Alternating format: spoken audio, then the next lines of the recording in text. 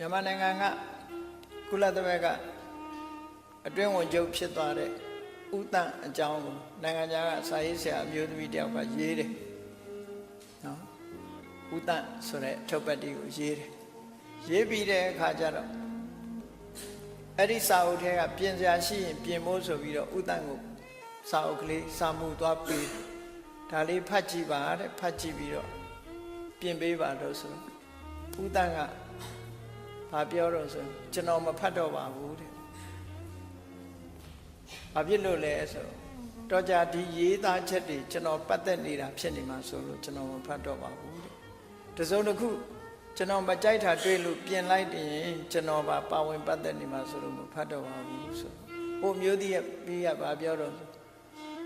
ကတော့ရှင်ဘယ်သူမှသိတာမှမဟုတ်တာတဲ့ပြင်လဲကိစ္စမရှိပါဘူးရှင်နဲ့ကျမပဲသိတာပဲလို့ဆိုတော့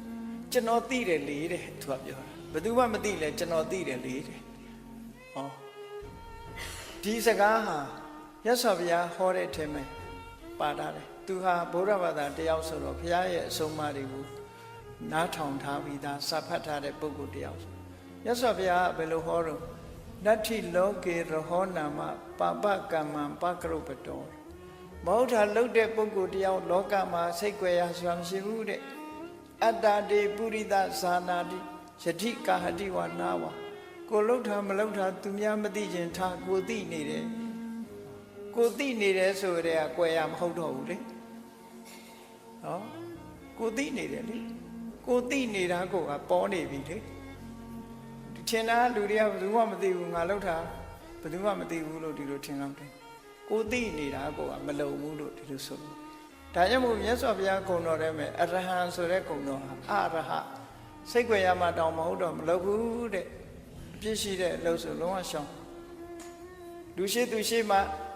ရှောင်တာမဟုတ်ဘူးကြွယ်ရမှလည်းပဲမလုပ်ဘူးဆိုတာဘယ်တော့မှအကုသိုလ်မလုပ်ဘူးဆိုတဲ့အဓိပ္ပာယ်အဲ့ဒီတုန်းကစာထဲမှာဖတ်လိုက်ရတယ်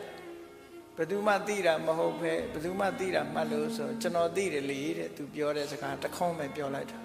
ကျွန်တော်သိတယ်လေတဲ့ဘယ်သူမှမသိလဲကျွန်တော်သိတယ်ဒါကြောင့်မို့လို့မဖတ်တော့ပါဘူးလို့ပြောလိုက်အဲ့ဒါလိုပဲမဟုတ်တာလို့ရင်ကိုသိတယ်ဒါကြောင့်မို့လို့စိတ်ကြွယ်ရဆိုတာမရှိနိုင်ဘူးကိုယ့်ကိုယ်အတိဆုံးပဲကိုယ့်ကိုယ်ကို